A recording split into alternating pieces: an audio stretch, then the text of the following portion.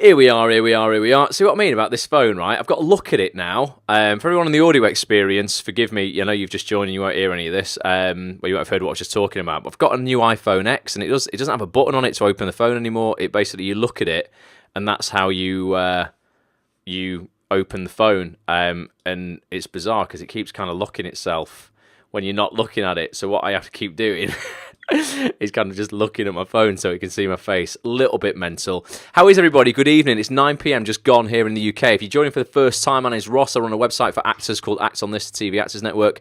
I go live twice a week at 9 o'clock in the UK. There's people from all around the world join us, though, so whatever time it is where you are, it's 9 p.m. UK every time. So if you want to join us next time, it's going to be at the same time as you've joined tonight, or this afternoon, or this morning, or whatever time you join from. On a Monday night, we normally do something called Motivation and Mind Hacks, which is like a personal development session for an hour. But on the first Monday of every month, we actually just throw the doors open and we do a live Q&A where people can actually just come on and talk about anything. So anything to do with the acting industry, anything to do with the voiceover industry, particularly I work extensively in voiceover, anything to do with social media, marketing, branding, any tech stuff, anything you want, basically, anything you think is going to help you within reason, you can ask. Now, I've got a list of things that I've written down, things that I want to talk about. But one of the first questions that's come up was about voiceover a second ago, and I want to cover this because this is something that people ask me all the time. So Blake wants to know really what the going rates are for voiceover. I know there's a lot of people who've been listening on the audio experience as well who've been emailing me recently saying they've been setting up studios at home for themselves so they can record voiceover at home, and they don't know what to charge either. It's a bit of a kind of open book, Blake, because there's no real kind of like legislation or laws around voiceover work in terms of like there is, with acting we have equity and there's equity rates and that kind of stuff. Voiceover is very much more negotiated. Sometimes it's negotiated on a per hour for you to actually record, as in be there physically recording, someone else is recording you. Other times it's actually valued on if you were editing it yourself, the per hour of finished audio. So say, for instance, it takes you an hour to record something and an hour to edit something. You still only get paid for the finished hour of audio, even though it took you 2 hours to create. So there's a few things. Let me just throw a website up here on the screen for you. Let's have a look. If I put... Not that. That's a tweet off Anthony Mindel. I'm going to talk about that in a minute because he's a good guy. He's just offered us a 10% discount on his acting classes if anyone wants to do those this weekend in London. Here's a website, Blake, called The Voice Realm, and it's thevoicerealm.co.uk. And they actually have like a pricing breakdown structure on their site. There's quite a few different things. Claire Fox, good evening. Andy Salisbury, good evening as well. There's quite a few things go into consideration before you actually price up a voiceover, and that's where it's going to be used. If there's any additional places that it's going to be in, whether you're producing it or not, whether you are there live or you're dialing in from somewhere else. All this will completely change if you've got an agent as well, because they're going to have their own rates as well. But ultimately, for a 2-minute piece, if it's just a corporate piece, mate, if it's not going to be played out anywhere, it might go on somebody's website or something like that, all you would do is you go down onto this section here. I don't know if you can see this because it's probably going to be quite small on your screen, but it says non-broadcast, corporate, internal, independent films, apps, etc. You would click on that and it gives you this is like a really general overview of what you could charge for voiceover. So for a 2-minute piece here, it says 134 quid. Now whether that's going to take you, it's going to probably take you more than 2 minutes to actually to voice. You have to do quite a few takes of that, and maybe you have to edit it as well. But I would say that's not a bad price if you're recording something at home, and that doesn't involve a professional studio. If you have an agent in the voiceover industry and you're going to studios, look at this, it's just crashed for me as well. Twitter on here. You would get charged out for more than that. You would probably be charged out at £200 an hour, but after your agent's taking commission and you pay tax on that, you're still probably looking at about 134 quid anyway. So let us know, Blake, how they're booking you. Are they booking you direct? Do they want you to just turn up and they'll record it, or do they want you to actually record it yourself at home with studio kit like I've got here, etc.? Because there's quite a few things, like I said, that go into it. If you want to go on this website, though, you can learn quite a lot more about it. Thevoicerealm.co.uk, thevoicerealm.co.uk, and make sure at the top you change the currency into British pounds. So I think as standard it loads as US currency. It's a product video to sell an item, one-off piece. It's great advice. Booking direct and I'm recording it. So if you're okay, so booking it direct and you're recording it, yeah, 134 quid, is quite fair for the actual recording. I would, if they're going to be putting that video out in multiple places online, I would try and negotiate a bit of a usage fee on that as well, mate, for like, I don't know, an extra 50 to 100 quid per 3 to 6 months. They're going to be using that, depending on, because if it's an advertisement, you see, you would get paid more if it was an actual advert. If it's a TV advert or a radio advert, you would get paid more. If it's just online, you can negotiate an extra 50 quid, an extra 100 quid or something like that. But there's no hard and fast rules, really. It's all negotiated and what you think you would want to charge. And if it's one of your first voiceover jobs, you know what? Do it a bit cheaper, man. Get some experience, get some demos then, effectively. The stuff you're recording, you can then use in a voiceover reel, and you can use that as currency to get a voiceover agent eventually, where you will be able to charge, much more. There is considerable money in voiceover. Let me take this off the screen now. There's a lot of cash in voiceover if you get the right gigs, particularly if you're represented by a decent agent. But if you're just starting off, man, I mean, where else can you earn 134 quid for doing 2 minutes worth of, speaking? Not many places. So I think that's still pretty fair if you, if you are just beginning. That'll pay for a microphone, man, as well. Reinvest that money back into kit. Alex is here. Hey Ross, I know I've already mentioned it to you previously about agents, but I'm really struggling to get a new agent. I'm targeting ones who don't have anyone like me on the books and writing a good cover letter, but getting nowhere. Obviously, I'm not letting it stop me, but I don't know where I'm going wrong. Please, can you send me the cover letter that you sent to Jane, just so I can get an idea if I'm doing anything wrong? God, I don't have it, Alex. Mate, it was probably 5 years ago, the letter that I sent to my agent. Really, it was, how I got my agent, Alex, and this is how I think people can... Look at this, my phone's turned bloody off again. I have to keep staring at it. iPhone X is letting me down. What I did to get my agent, Alex, I've told this story a few times, but I actually had no TV credits whatsoever before I got an agent. I was in that same quandary of no TV credits, no agent, no TV credits, which comes first. It seems to be impossible without having one of them initially. So I actually went to some acting classes. I got them to shoot some pieces of me in class. Literally the shittest quality recording ever.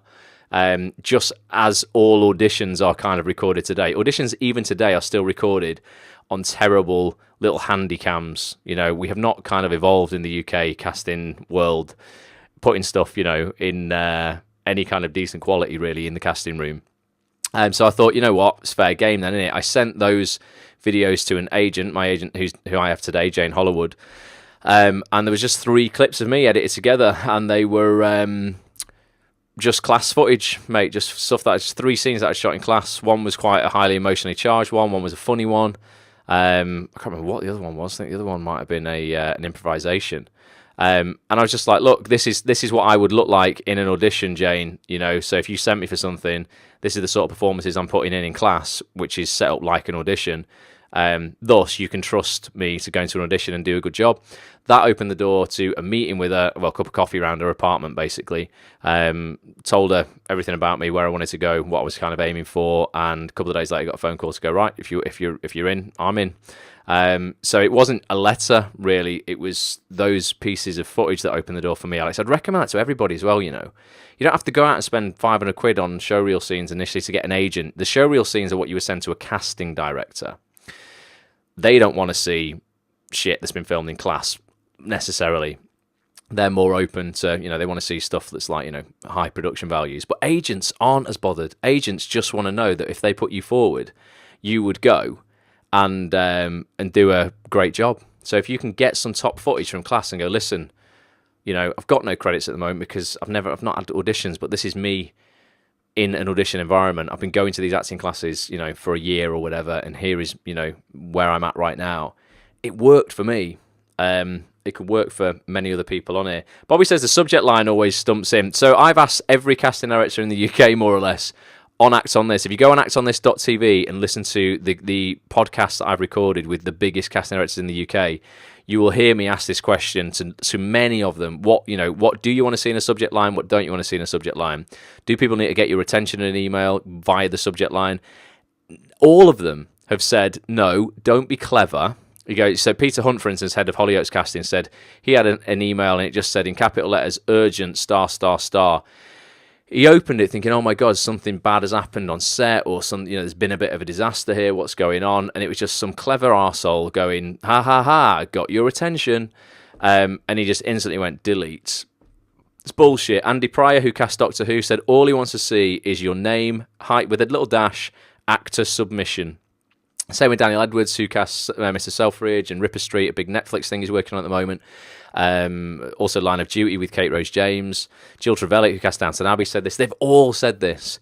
Simple and honest is best. Literally, I would write Ross Grant dash actor submission, unless I knew they were casting a very particular project with a character name, and I might put Ross Grant, Downton Abbey submission, David, obviously that's not relevant anymore, but that's what you could write if you knew of a particular part that was actually being cast, but you just don't want to try and be smart, because if you get caught out and you upset somebody, they just ain't opening that shit and they'll never open another email you send them. Would you be saying write to agents too? Yeah, 100%. It just makes it simple when someone's going through their inbox, Bobby, that they can they'll have different, I don't know if you do this, but on my email I have different folders. So I'll have like a follow-up folder, and if I've not got time to do anything with that thing that's come through now, I will drag it into that folder and I'll just keep it there until on a Monday morning. That's normally when I go through all my admin. I'll go, right, who do I need to reply to today? Whereas if you make it ambiguous so they don't really know what's in the subject line, it just means that, it can be that extra barrier that just means, oh, I can't be bothered. I don't know what this is, or I've not got time for that. And it just gets lost or buried under, a load of other emails. Fanny asked, there's some people using more than 140 characters on Twitter at the moment. How do you do that? Yes, there are. There's many people who have been given access to the beta version of Twitter. Twitter are opening up the character count. They're doubling it. It's not open to all accounts yet. It's normally open to either verified accounts or accounts that have been through kind of, some kind of vetting process. Unfortunately, I have not got one of those accounts. But yeah, it's going to be very interesting how people use that extra 140 characters on Twitter now. And whether it will, I don't know, kind of in a weird way, water down Twitter, because you can say more. What I like about Twitter, and what I've always liked about Twitter, and give me some hearts or some comments on Facebook if you've enjoyed this, is that when I've written a tweet that's too long, it's absolutely made me go, damn, I've really got to get good at brevity. I've got to get good at editing stuff. If you're a writer, I imagine Twitter's really good, because it just makes you get to the point. So I really like that. I think waffling on Twitter it could make it less kind of impactful, I guess. And people might not read all the stuff you're putting out there, because it's like, oh God, you know what it's like when you just look at a big chunk of text, I can't be bothered reading that. So it'll be interesting how Twitter deal with that. We'll see, but that will be open to everybody at some point. And what am I doing on LinkedIn presently, Ross? Absolutely nothing, Fanny. Nothing really to do with my acting career or anything like that. LinkedIn I use for business development between myself and other brands that I want to get involved with. That's on this. So I did the whole sponsorship deal with Rode Microphones through LinkedIn. Initially, that was a couple of years ago. I'll keep in touch with some directors or producers or, people who are in TV production. But for me, still for me, the place that the acting industry hangs out is still Twitter for now. It's moving over to Instagram, or Instagram's having much more effect on the industry now, because people are getting much more savvy with video. Instagram have just released Live with a Friend. Don't know if anyone's noticed that, but I'm going to start using that. So Live with a Friend is where you don't just go live on your own on Instagram. You can actually select one of your friends who doesn't have to be with you to jump on live with you as well. So it might open up a whole load of performance-based stuff for actors as well, because you could effectively do improvisations with somebody else. You can only have 2 people on there at once at the moment, but you can you can broadcast that live to the world, all your followers, which is pretty cool. And then that will stay in your Instagram story for 24 hours. So people will still be able to catch up with your live broadcast for 24 hours afterwards if they didn't get it live. So Instagram with a Friend is pretty cool. It's Instagram, Fanny, Instagram, and it's called Live with a Friend. LinkedIn's great if you are in the business world, or you want to actually find a hierarchy of management within a company.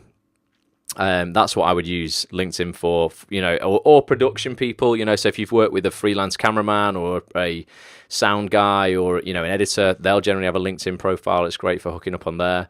But for me, Twitter and Instagram, without a doubt, for actors are just the places you should be spending all of your attention. And particularly as well, Facebook, when they bring out Facebook Watch later this year. Facebook Watch is a new style of page, similar to a fan page, but it's a watch page, and it allows you to actually put a series together, video style, bit like YouTube basically, but within Facebook. And Facebook are going to start paying people to produce long form content for them, so programs that are kind of 15 to 30 minutes long, and longer. They want to put films on there as well, but they want to compete a little bit with within what is it, Amazon Prime and Netflix, those kind of platforms. Facebook wants to keep you on Facebook. Mark Zuckerberg wants you to spend as much time as you can on Facebook, so he's going to lure you to doing that by launching these watch pages. They've launched in America already, and you'll see some big influencers, some verified people using those already, but they will be coming to all of us at some point. The Live with a Friend on Instagram, Fanny, is available right now. You might have noticed, if you go to Instagram, click on live, there are options for that. There was a big, an actual Instagram official story about it within Instagram last week. That's how I knew it had actually gone live. We've got loads of other questions flying in. Fanny says she's weeing with excitement.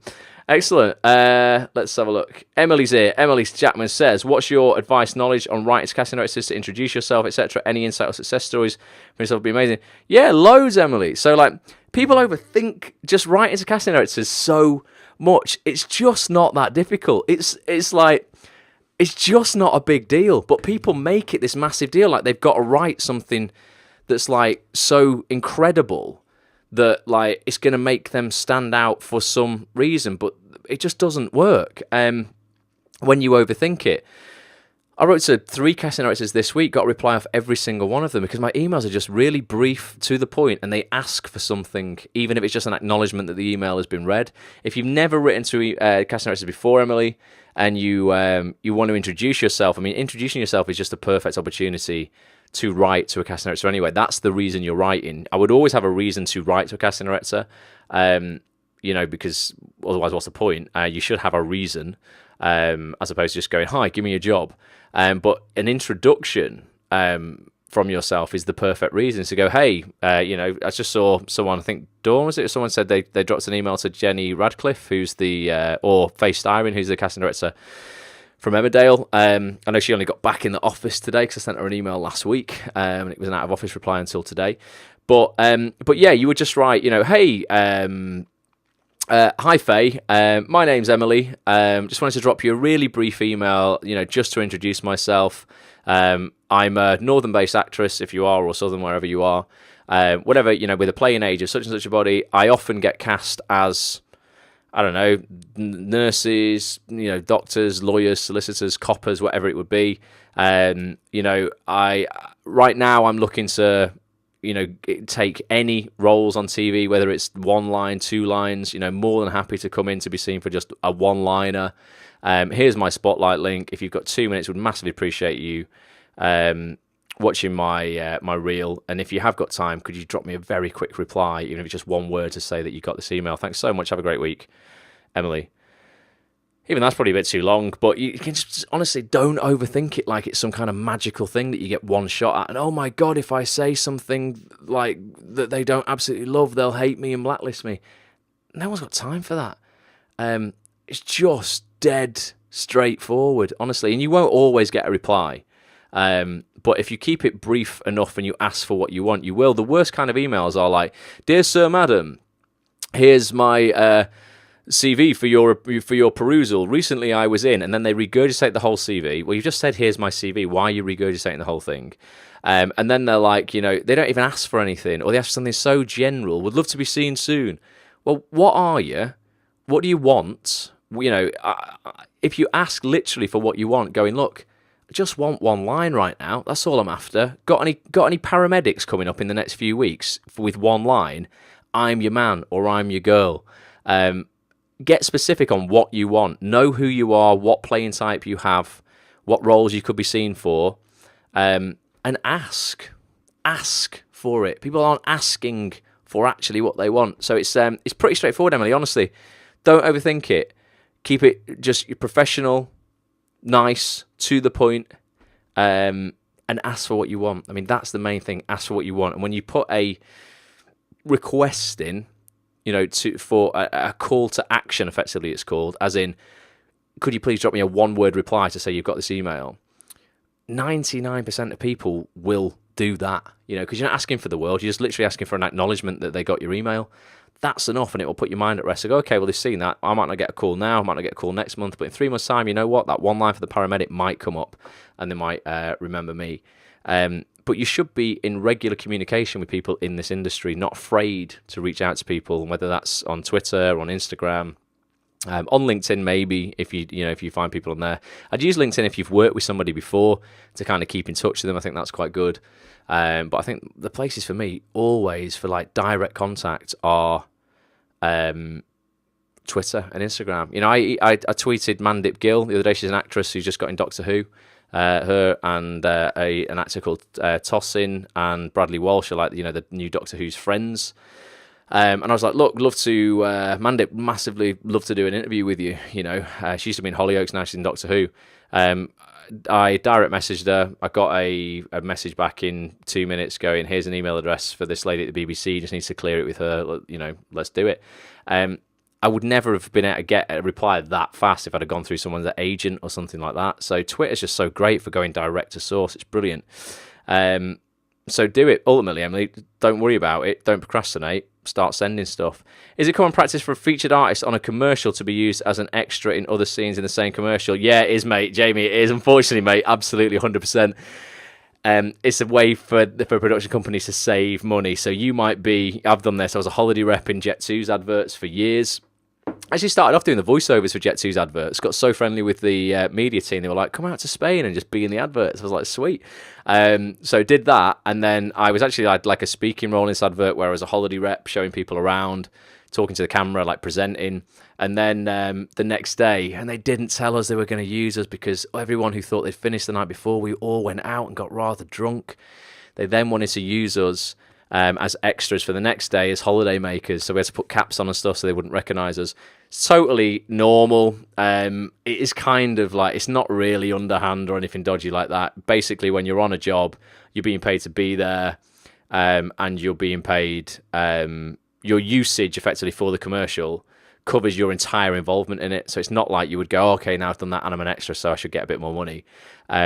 My advice is knuckle down, muck in, effectively, be useful to the production company, don't complain, and they will book you again if they're doing jobs in the future. Sometimes you just gotta play ball, but it's very common, mate. Yeah, it's very common, don't worry about it. You've not been abused, it's very common.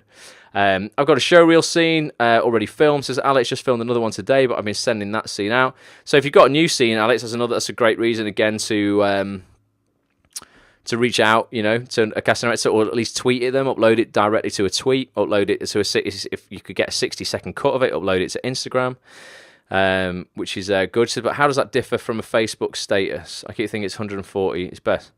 What do you mean, Alice? Oh, as in. So Facebook statuses obviously can be any length whatsoever, but generally Facebook statuses. The thing is, this is what I've said. So if you watched my vlog this week, you'll have heard me say, I gave some advice out to two magicians on how to use social media. And I said, listen, Facebook is not really a social network unless you are friends with the people on it. Okay, we're all part of a group on Facebook here, and that's how you've got access to this. You've liked the page. You have to do something in order to actually be here effectively. Instagram's the same. Twitter's not, right? For you to join in someone's conversation on Twitter, you need zero permission to do that. You don't have to like any pages or do anything or be anywhere at a particular time. You can literally monitor people's feeds. It's like a massive cocktail party, innit? And actually join in on a conversation that a director might be having with a casting director, that might be having with an actor. You can get involved with that. That's what I love about Twitter. Facebook is useful for marketing, but only to a general audience. Twitter, you can target, obviously, an individual. But I think the 140 character status on Twitter just makes people get to the point. It's like, you can't procrastinate and beat around the bush when you've only got like 140 characters to use. Steve's here. Sorry for looking for a new casting agency. The one I'm with does not seem to be doing very much at the moment, not getting any background jobs. Okay, Steve, so what? So you're looking, so you're with an extras agency now, and you're looking to get with another one because they're not getting you much work. One, I would have a word with them first of all, and just see if there's a reason for why they're not getting much work, whether they're not actually getting much work in, or whether you're not getting chosen for jobs for whatever reason. Maybe you need an update on your headshot, etc. The rules around background stuff, as opposed to being featured artists and actual, kind of like, regular parts, they're a bit different. You can actually have more than one agency a lot of the time. It's my experience from people who I know who do background stuff all the time is that, they might be with 3 or 4 agencies up and down the country. And a lot of stuff now is just done on text, isn't it? I've seen this where they just send, like, the agency sends a blanket text out, and it's ultimately like the first 50 people that reply just kind of like get the gig kind of thing. Tony's here from Chicago on Twitter. Good evening. Good afternoon for you, Tony. So, Steve, I'd have a word with your current agent. I'd have a look at your contract to see if you can stay with them and be with others, because there's no point in jumping ship if you can be with others. You might as well stay with them all. And if there is anything to address a light headshot, maybe you need an updated headshot or that kind of thing, or a few different headshots with a few different looks, maybe a contemporary style, a classical style. Maybe you can play the nice guy, the mean guy, everything in between, get a couple of shots done.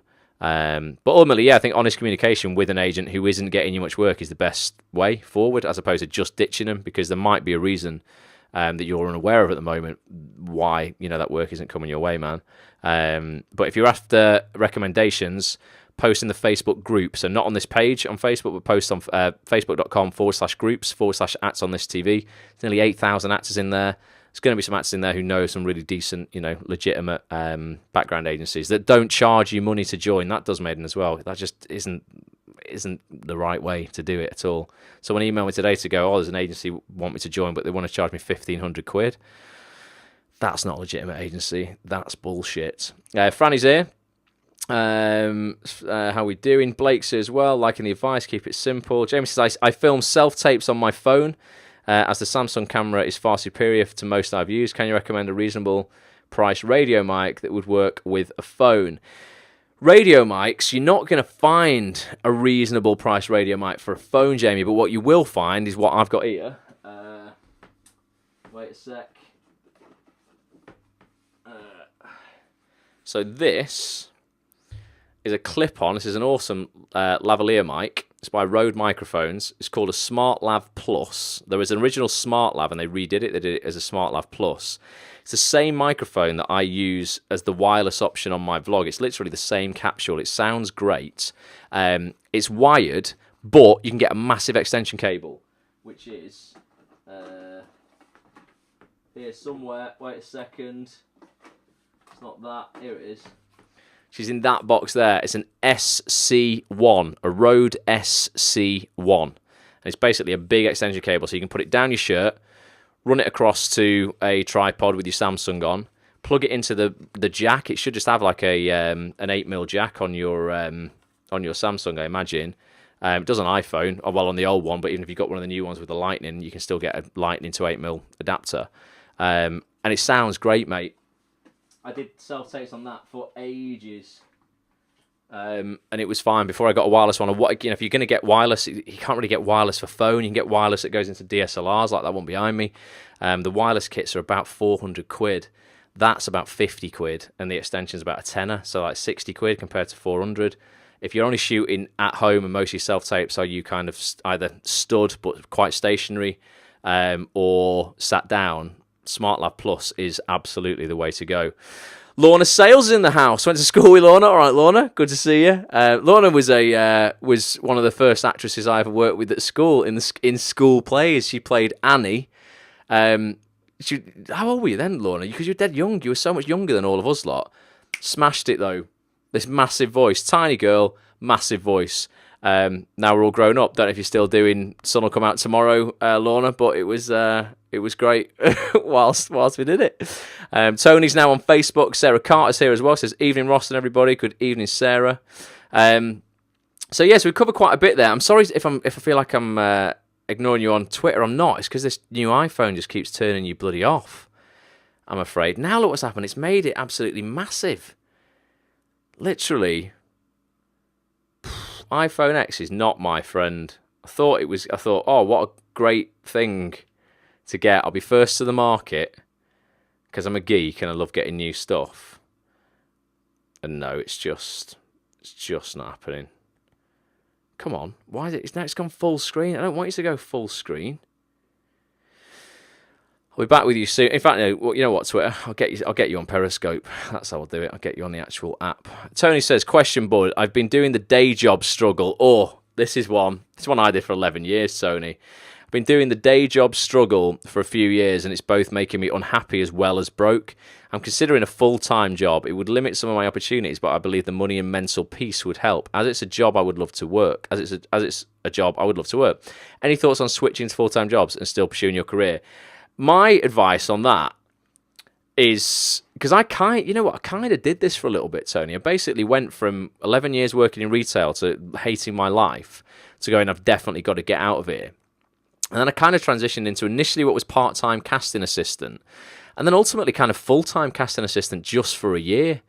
And I was getting paid more for that than I was at my other job. So I saved a lot of that money, and I thought, I'm just going to knuckle down here for a year because I'm actually doing my acting career a load of good because I'm learning shitloads about the industry.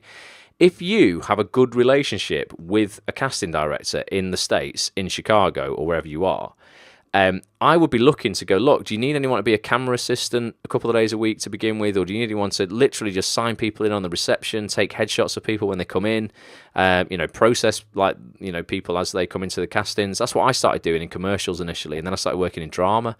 I learned so much on a daily basis. I was talking to agents, booking in their clients.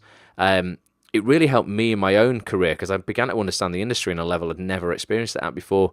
If you can move from part-time employment into full-time employment, still something to do with the industry, it's like a dream, man, because that's actually not taking you away from your acting career. You might not be acting for 6 months, but you're going to be learning a shitload about the industry, which is going to be way more valuable than you doing promo work or working in Starbucks. I would look at that. Absolutely look at those options. I did it.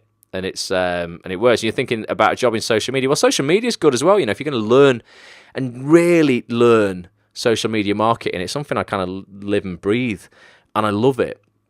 But if you're if it's not like marketing, social media stuff is something that you absolutely hate or has absolutely no connection to you or how you would market. The product doesn't have to be anything to do with acting, but just in terms of the way it's marketed, if that can help you learn about how you market yourself. Then again, that's useful. It's absolutely useful. But ultimately, do something you love. And if what you're doing now is making you unhappy, regardless of any acting career success, mate, it's not important. If you're unhappy, you should stop doing it. If you wake up, this is the way I look at it. If I get up too many times, if I ask myself a question when I wake up, are you going to enjoy? If you could be doing anything today, would you be doing this, or are you going to enjoy what you are going to do today? The answer inevitably sometimes, is going to be no. But if it's no for more than like 2 weeks or 3 weeks, then it's absolutely time for a change. We all have to do things we don't like, without a doubt. Even when you're loving life, there's going to be a couple of weeks, or you've got to come to terms with the fact March might be shit, or July might be terrible, September might be awful. But on the whole, the year's incredible because you're doing what you love. If you're asking yourself that question, am I doing what I want to do today? And the answer is no for 3-4 weeks on the trot, and you can't see any sight of that changing, you definitely need to get out, mate, 100%. Jamie says, thanks. Do Acts on This members get a discount with Rode? Unfortunately, they don't, Jamie, no. I don't know how you... Rode stuff, though, is just so affordable and bloody brilliant quality. It's just worth it, mate. Don't try and cut corners buying something cheap. Rode's cheap enough, but it's really, really good, solid stuff. And Amazon, the prices fluctuate on Amazon anyway for Rode stuff. Sometimes they kind of must do their own kind of deals, all that sort of stuff. It's not too expensive. That lav mic will see you through for years. You're looking at about a £60 investment, mate. You book one self-tape off that, that's going to be multiple £60 payments. You've got to start investing a little bit. It's well worth it, dude. Blake says, self-employed, Tony, always the way if you have a skill. And yeah, Tony, you know what you could do is you could learn how to social media market, really understand social media, Facebook advertising, Twitter adverts, Instagram, influencer marketing, that kind of stuff. And then what you could do is you could then set up a side hustle as a social media, well, this little social media agency of your own, take on a couple of clients, and you might go, you know what, I know enough about social media now to go down to that pizza joint in town and go, who's looking after your social media? Because I don't see you've got a very good presence online. And they'll go, oh, Dave does it in the kitchen. You go, oh, right. You should probably get someone who actually does that for you properly. You can then take them on as a retainer, $1,000 a month. You'll do all their social media for them. You'll have to be good at it, though, because they're going to want to return on that $1,000. But that's a way out as well, mate, if you can learn a skill that people will pay for, which they will, because no one really wants to do all their own social media when they're running their own business, because it takes time. You can, learn about that. You can learn about systems that automate that. So really, you only put in a few hours a week, and you're maximizing efficiency on there. I see this job as helping my other dream career as a motivational speaker. Honestly, it's like you need, if you're going to do anything personality driven in terms of for yourself, you need to master social media. The reason I'm spending a couple of £1,000 a month doing this vlog, I put an episode a week out, a 30-minute episode a week, 20 to 30-minute episode a week out, is to build my own personal brand, mate, for everything that I want to do that's, in and around acting as well. I think anything you can do to market yourself and just basically get more attention and eyes on what you're doing in a decent way, not in, don't go and do anything wrong just to get attention, is only going to help build your brand in every part of your life. And if it is something you want to do, motivational speaking and stuff like that, in the future, people are going to need to know about you. You're going to have to master social media. Actors on here might not want to master social media, but you're still going to have to do that or get somebody to do that for you. If you really want to have an impact, because it's starting to make a big difference to people's saleability, effectively. Honestly, I know it doesn't seem like it's very fair, but two actors of equal appearance and equal talent, the one with the 300,000 Twitter followers and, big following Instagram is going to get the job over the person who's got 10. Just is, because in this industry, when a show's getting recommissioned on 3 million views, if you can bring, God, you wouldn't bring the whole following of 300,000 to it, but that would be 10% of what they need to get a recommission. You're in. Like, seriously, you are in. It's an untalked about thing, but it's true. I've overheard producers speak about this. It's absolutely legit. It is true. If you have a social media following, you are more saleable. I'm desperate to know who to send my improvs to at the BBC, as no one wants videos. Google's no help. You tweet people. So the BBC comedy department, Fanny, is about 6 people. You go to twitter.com/search, and then you type in BBC comedy. And I promise you, the 6 people at BBC comedy who run the place will have the words BBC comedy in their Twitter profile, in their bio. You follow them all, and you tweet them your improvs. It's a piece of piss. It's dead easy. Twitter.com/search is your friend, people. You can search for anything you want. And people who work at organisations like BBC, ITV, Channel 4, generally speaking, not 100% of the time, but 90% of the time, have those words, ITV, BBC, Channel 4, in their bio. What do you say? Give it because it's not a job. What do you mean?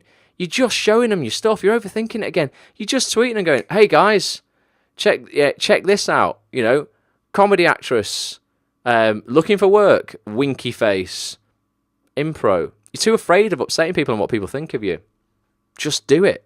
Literally, no one is ever going to find you unless you present yourself to them.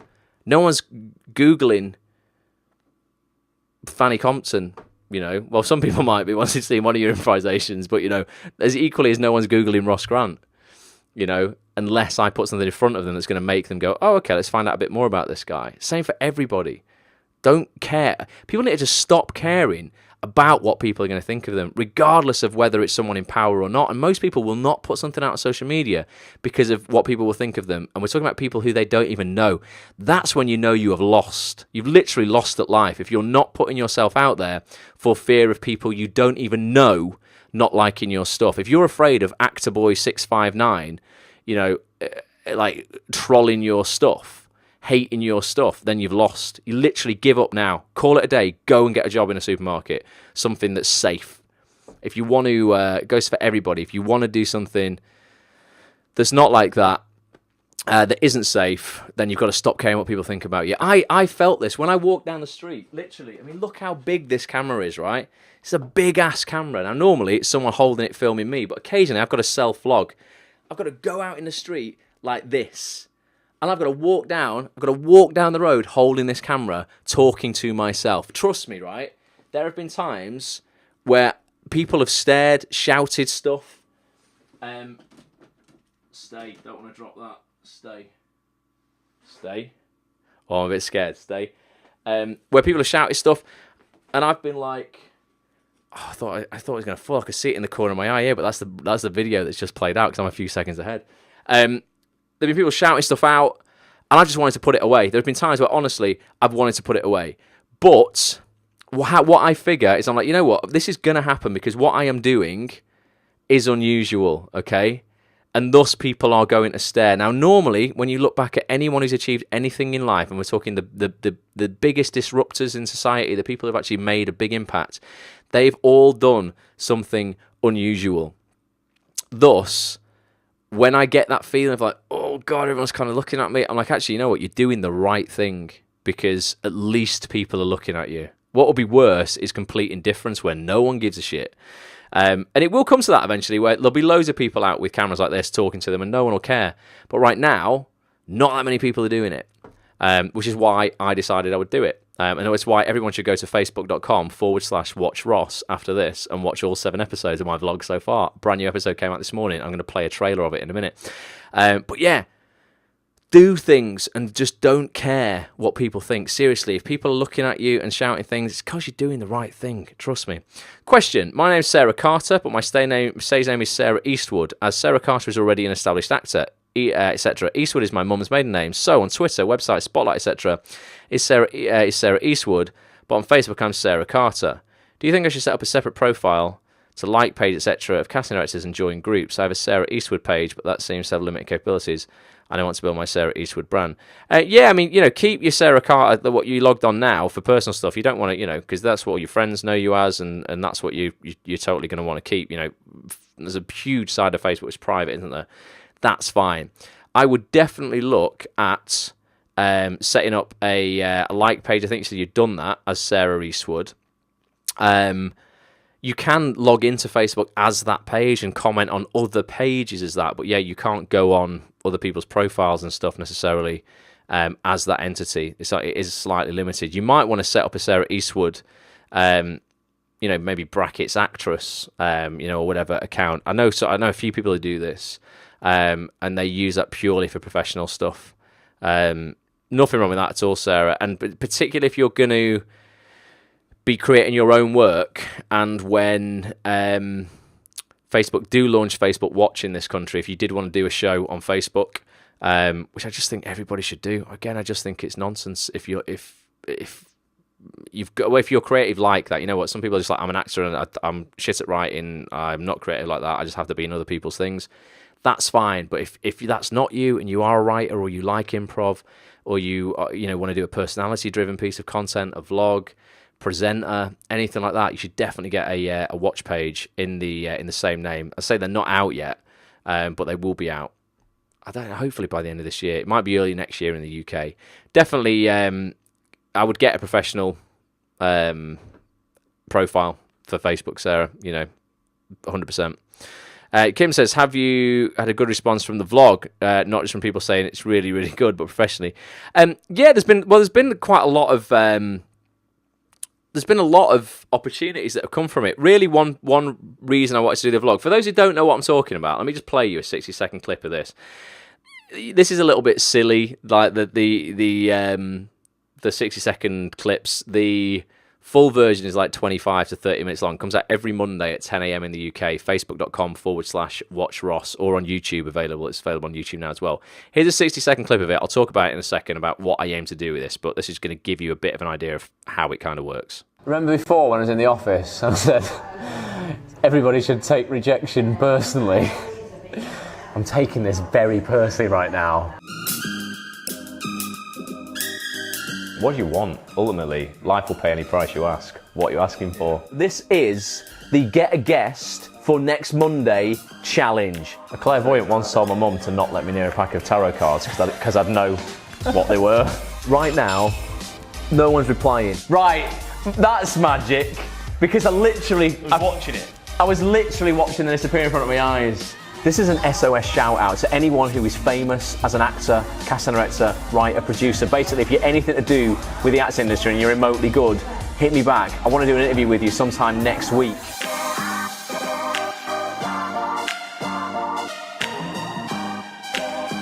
I have just had a massive, massive, massive breakthrough.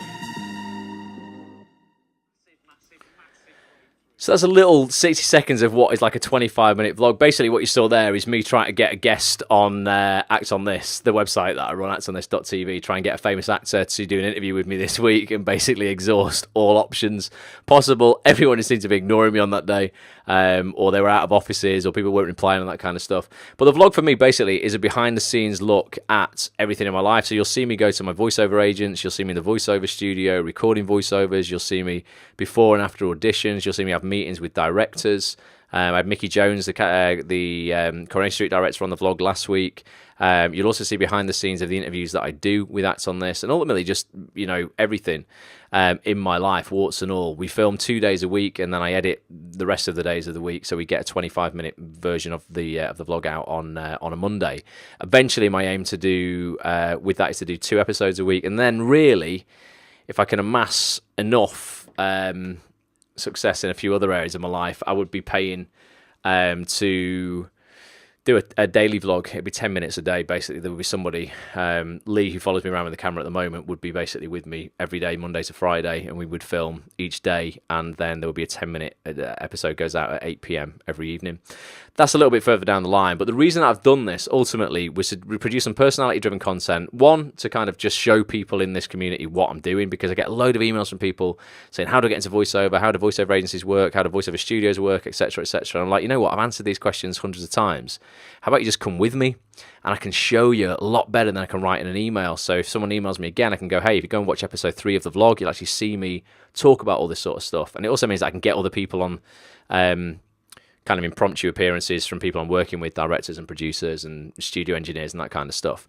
But really, I wanted to kind of just up my own presence in the community, in the industry, so people see me out and about doing stuff, and they'll see me with people who are successful as well, and you get the whole kind of, you know, ultimately you can develop success via association if you network with the right people. You know, I'm all about the network, the people you surround yourself with.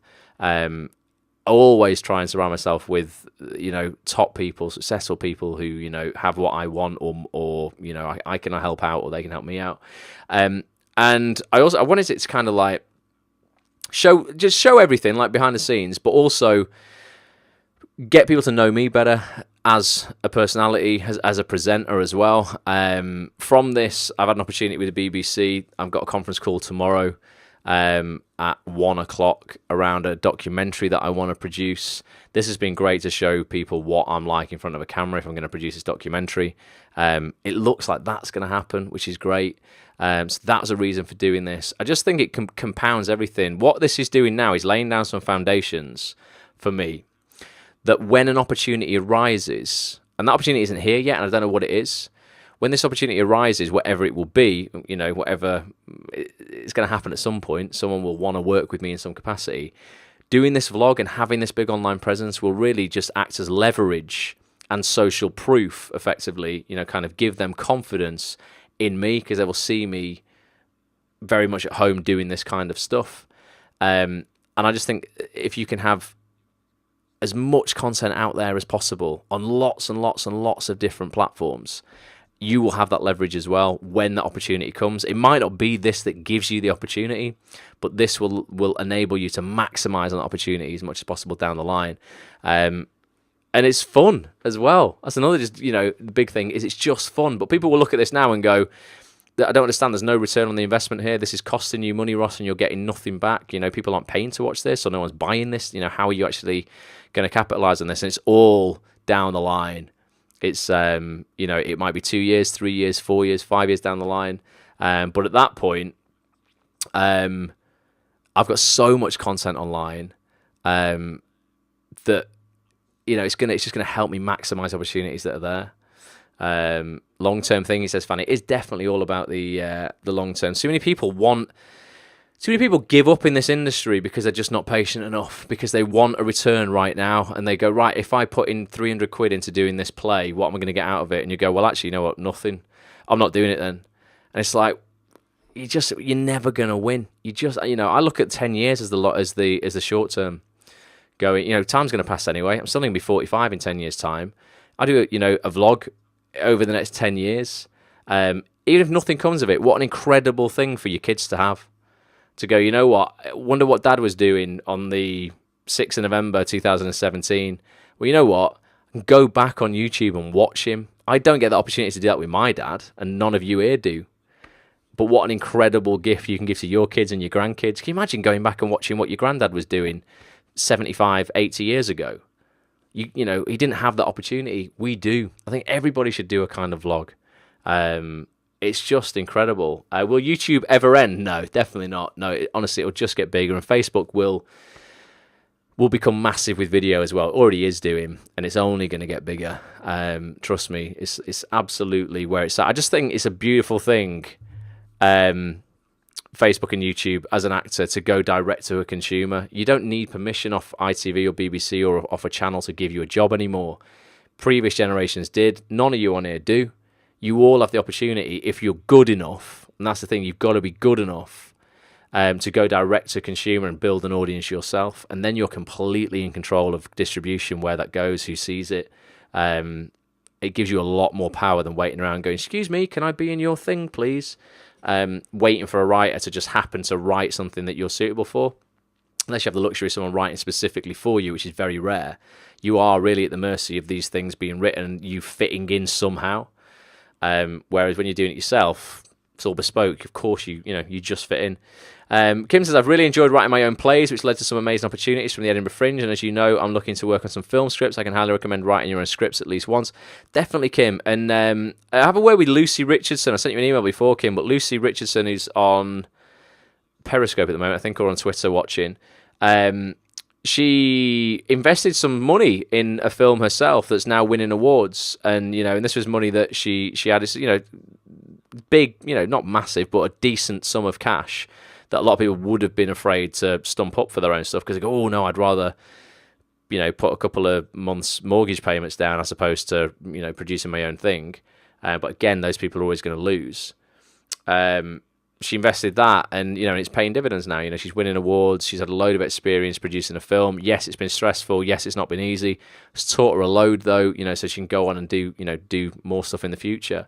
I think everybody, if they've got it in them, should be producing stuff. Should be creating stuff. Too many people in here are going to be consuming stuff. Oh, here you go. Lucy's here. So definitely an investment. Too many people. I just sat at home consuming all day. Maybe you've sat and you've watched telly for 3 hours tonight, consuming other people's content. Gary's writing a film as well. Awesome, Gary. Extra Time, is it called? But yeah, a lot of people do just consume. And if you want to get anywhere in the acting game, really, I think you've got to start creating, not just consuming, in whatever capacity that may be. And for you, it might not be video. It might be audio. And if it's not audio, maybe it's the written word. Maybe you can get yourself across in blog posts way better than a podcast or way better than a vlog. But you've just got to look at where your strengths lie and go, you know what, I'm going to create in whatever capacity suits me. Maybe you're just incredible with a written word, in which case, yes, write. You should write plays. You should write screenplays, short films, etc., or novels, books, anything like that. I just think I'm happiest when I'm just creating anything from a t-shirt to a website to a film to a vlog to a podcast. If I'm producing something that didn't exist until I created it, I love it. If I'm literally creating something that did not exist on this planet before I decided to make it, I'm never happier than that. So yeah, everyone in here, get yourself out and start producing stuff, basically. Got a couple of minutes, and I'm just going to read out a couple of things that I had on here that I wanted to mention. Anthony Mindel, yeah. He's a great guy. He's an American acting coach. He's coming to the UK this weekend. I've done a couple of podcasts with him. He's legit, though. I would never normally promote anybody's stuff because I'm not an advertiser. I don't like it. I don't get paid to advertise anything. But Anthony tweeted me here. He tweeted me yesterday. He's doing a workshop in London. They're normally relatively expensive. So they're only for people, with a bit of money or really serious about, investing in their acting career. But he says, Ross, I'm back teaching in London in a couple of weeks, actually. I'm happy to give your listeners a 10% discount. Now, that 10% would probably amount to, I think his workshop's about 300 quid or something like that. So it's a fair amount off that. But if you go to Twitter and just search for @Anthony Mindel, and that's spelled MEINDL, Mindel, just tell him I sent you if you want to book that, and you'll get 10% off that. It's one thing I wanted to mention. Other things were anything. I've gone over live with a friend on Instagram. So I'll mention that again. So I've shown you a bit of my vlog. Another thing that I want to do for people who are supporting the vlog is I want to give people an option to win their Spotlight membership for the year. So if you're an actor, you probably pay your Spotlight subscription. It's about 150 quid a year. I want to pay someone's Spotlight subscription for supporting my vlog. All you've got to do to be with a chance to win is go to YouTube, search for the hashtag. So type in hashtag and then Watch Ross, all one word. You'll find my channel, the Watch Ross channel. Subscribe to it for free, obviously.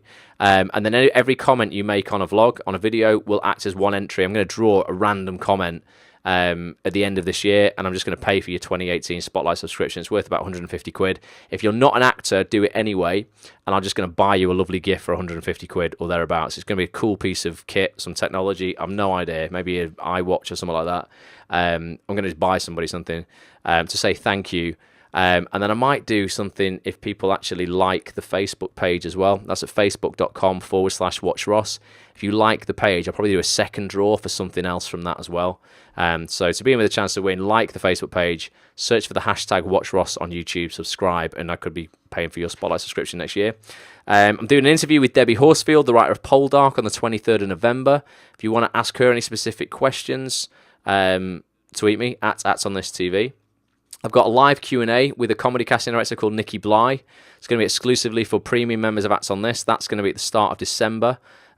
Nikki's awesome, really, really great casting director. So that's going to be coming to you guys in the start of November. Start of December, sorry. Oh, and I wanted to just mention quickly one app that I found very useful. For those who do want to market on Instagram, there's an app that I've been using at the moment called SquareFit. SquareFit. And basically what it does, it enables you to put a standard video that you shot on your iPhone or Android into the app. It puts it into a lovely little square for you, effectively fits it into a square, and it allows you to add text, emojis, whatever, top and bottom, different coloured text, all that kind of stuff. It's just a way that if you don't have a proper computer setup for editing, you can edit very quickly on the fly when you're out. If you wanted to shoot a video, selfie style on your phone, and publish it to Instagram with a nice caption, top and bottom, SquareFit is really good. Just a little heads up, I've been using it over the last couple of weeks and very much enjoy it. So I thought I'd let you know. Anything I find, always like to share it. Anybody else got any questions anymore before we call it a day? It's literally 10 o'clock, so we're just going to wrap up. But thank you for this. I hope it's useful doing this once a month. It's just like, just a little different in it to a regular session. People just get to talk about whatever they want to talk about. Fanny's got a quick question. Fire away, Fanny, quick. And let's have a look. See what it is. She's typing, clearly typing. Is a new agent a good reason to contact casting directors? 100%, Helen. Yes, definitely. How are people putting their Instagram handles on their posts automatically? What do you mean, Fanny? What do you mean? Don't know what you mean by that. Do you mean actually like on their pictures or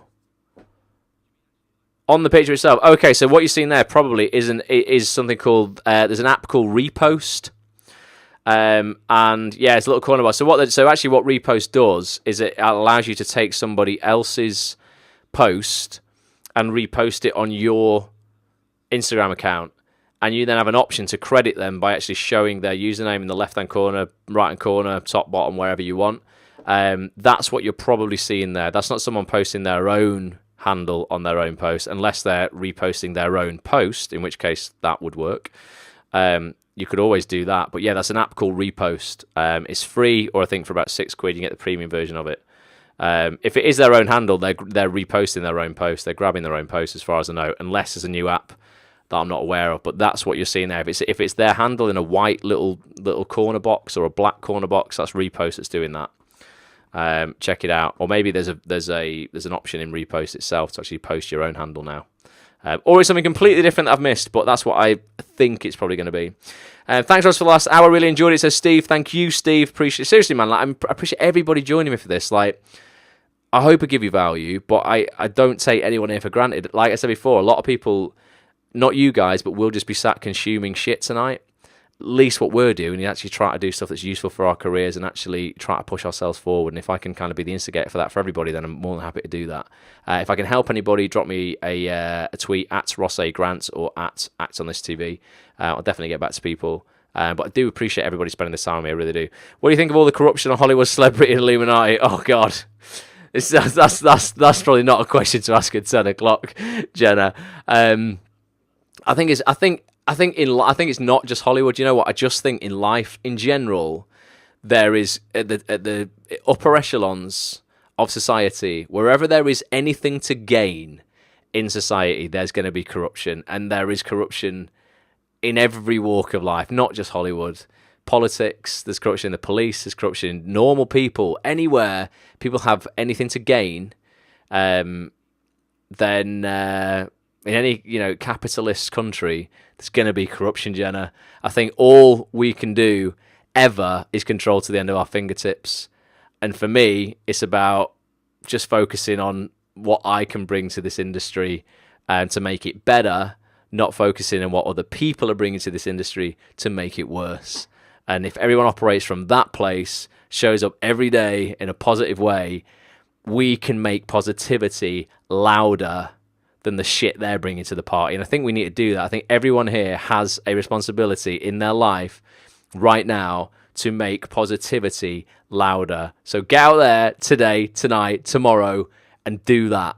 And we'll let the corrupts, be their own downfall, because they will eventually. That's the thing, and that's also what's nice about meritocracy a lot of the time in society, is eventually these people get found out and get what they deserve. And, I've seen this with people who just don't deserve to be working in the jobs they're working in the arts industry. And I've been really frustrated going, I don't understand. They're not a good person. They do this. They backstab. They're like that. He's really inappropriate. She's inappropriate, whatever. And they get away with it for a bit. And you know what? Then it all comes out and they are ruined for life. So focus on yourself, not on them. Get shit done, and let's go and have our own success. Thank you so much, everybody. Do appreciate it. Thank you, John. John's just joined it. You might have to watch the replay, mate. We're calling it a day. But I do appreciate you jumping on. In fact, let me have a look here.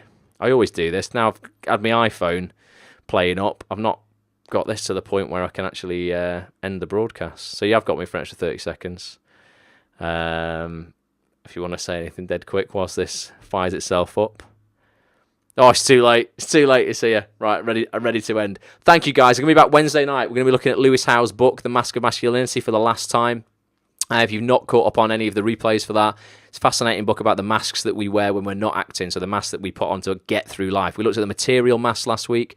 Fantastic one about basically people just being materialistic, posting shit on Instagram and social media to make themselves feel a better person because they don't feel enough. We look at why they do that and what they've got to gain by doing that, but what more they've got to gain by taking that mask off. Go to atsonthis.tv if you want to watch the replay. Catch up on the audio experience on iTunes by searching for Ats on This TV, and we'll be doing another chapter on Wednesday night. Until then, love you all. Thank you so much for being here. Bye for now.